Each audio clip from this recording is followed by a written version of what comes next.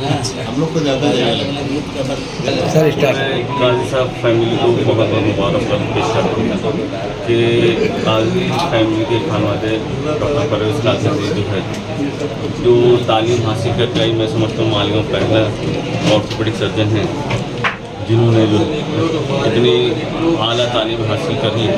और मैं चाहूँगा कि उनके तजुर्बे से, उनके इल्म से मालिकों के आवाम नास को ज़्यादा से ज़्यादा फ़ायदा पहुँचे। इस तरीके से डॉक्टर जो है उसकी काबिलियत और उसके इल्म के ज़रिए लोगों का कम से कम खर्च में बेहतर से बेहतर इलाज कर सकता है।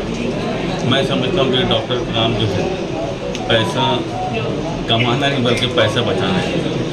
बहुत सारे जो कंसल्टेंट रहते हैं जो बहुत ज़्यादा कम इन्वेस्टिगेशन में लोगों की मर्ज़ की तशख़ीस कर लेते हैं और उसके हिसाब से इलाज कम खर्च में हो सकता है। तो मैं दोबारा जो है डॉक्टर परवेज़ काजी साहब की फैमिली को मुबारकबाद पेश करता हूँ। एक पैसा दे रही मैं डॉक्टर अतीक फहमी आप लोगों से मुखातिब हूँ। अल्हम्दुलिल्लाह मैं 45 साल से प्रैक्टिस कर रहा हूँ एज ए जनरल प्रैक्टिशनर। और मैंने मालिकों में एक बात देखी थी, बचपन में जब कोई शख्स गिर जाता था, फ्रैक्चर हो जाता था, तो गरीब के गांव में, कोपर गांव में एक शख्स था, धनगर था वो, उसके पास लोग जाया करते थे। उस वक्त मेडिकल फैसिलिटी का ये हाल था कि आर्थोपेडिक के लिए कोई यहाँ पर कोई प्रोग्राम ही नहीं था। और उसके बाद फिर दुलिया में कोई आर्थोपेडिक सर्जन है उस तरफ जाने लगे। और अल्हम्दुलिल्लाह अपने शहर के बच्चे इस फील्ड में हर शोबे में तरक्की कर रहे हैं। और आज बड़ी खुशी का मकाम है कि अल्हम्दुलिल्लाह डॉक्टर साहब का जो आर्थोपेडिक का इफ्तिताह हो रहा है, वो नाम से अल हयात हॉस्पिटल है।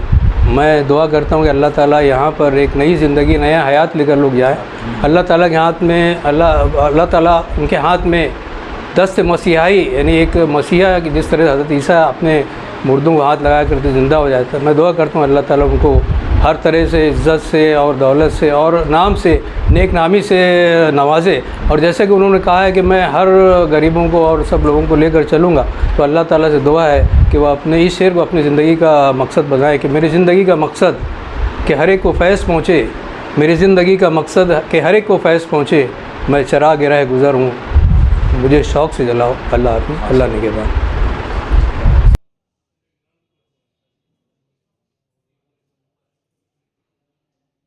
रहमानिर्रहीम। अस्सलाम वालेकुम वरहमतुल्लाहि वबरकातुहू। आज बहुत खुशी का दिन है। दो खुशी है, एक तो आज़ादी का दिन है, 15 अगस्त का मौका है, और हमारे दोस्त परवेज़ काजी की दवाखाने का इफ्तिताह हयात नाम से माशाअल्लाह उन्होंने आर्थोपेडिक में बहुत मेहनत की है। डिप्लोमा भी है, सर्जरी भी, आर्थोपेडिक आर्थोस्कोपी भी करते हैं। अल्लाह से दुआ है कि अल्लाह उनको तरक्की देवे और आइंदा भी उनके बिजनेस में तरक्की देवे।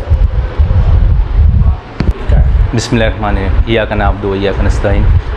अल्हम्दुलिल्लाह, अल्लाह का फ़ज़ल है कि अल्लाह ने अपने हबीब के सदक़े में ये मकाम हमको अता फ़रमाया है। बस एक हमसे एक अल्लाह ताला से दुआ है कि अभी तक के बहुत ईमानदारी के साथ में और रहमदिली और नरम दिली के साथ में अभी तक के अपना सफ़र तय हुआ है। इंशाल्लाह अल्लाह ताला से दुआ करते हैं कि आगे में ये चीज़ को बरकरार रखे। और मैंने पहले डिप्लोमा किया KGMC लखनऊ से, उसके बाद में MS ऑर्थोपेडिक्स किया हूँ पुणे से, YCM हॉस्पिटल से। उसके बाद मैंने 1.5 से 2 साल श्री भाई साहब हीरे मेडिकल कॉलेज धुले के अंदर, वहाँ पर मैंने अपनी खिदमत का अंजाम दिया हूँ।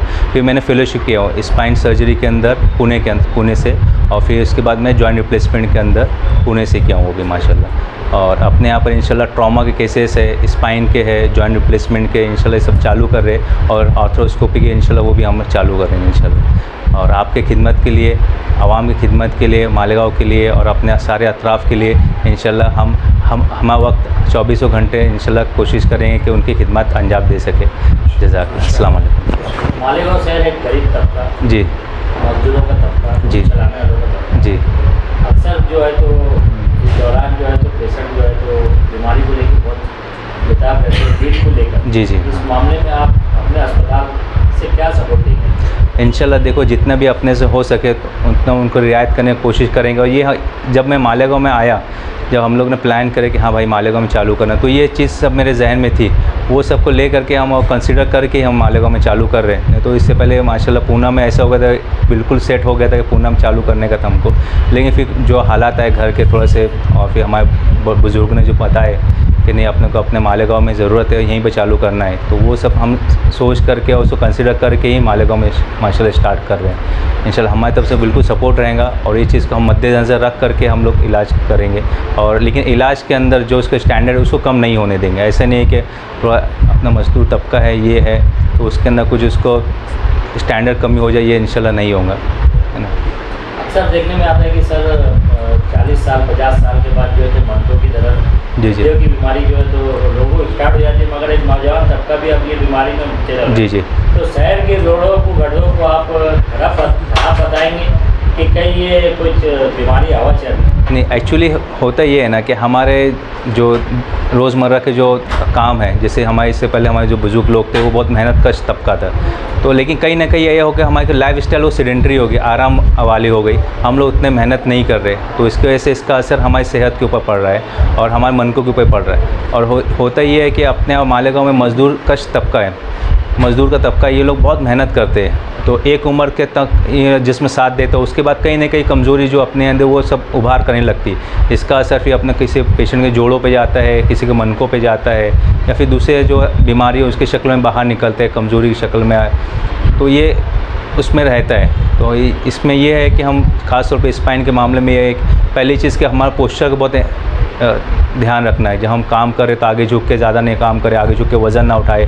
उसका तरीका है कि हम वहीं पे जगह पे नीचे बैठ या पकड़ सामान पकड़े और वैसे ही खड़े हो जाए, ठीक है। और एक चीज़ ये है कि जो लोग रेगुलर एक्सरसाइज करते हैं, वॉकिंग करते हैं, स्ट्रेचिंग करते हैं, थोड़ा बैक का एब्डोमिनल एक्सरसाइज करते हैं, तो वो ये चीज़ से अल्हम्दुलिल्लाह हिफाजत में रहते हैं। और एक चीज़ ये रहती है कि जितने भी पेशेंट होते हैं बैक पेन के, तो अल्हम्दुलिल्लाह 98% लोगों को ऑपरेशन की वगैरह ज़रूरत नहीं होती है, बस वो 1 से 2% के अंदर ही होती है। लेकिन ये कि जिसमें जिनको ज़रूरत है उन्होंने कर लेना चाहिए, उसके लिए इंतज़ार नहीं करना चाहिए। हो तो ये है कि अगर हम जितना हम उसको वक्त देते जाएँ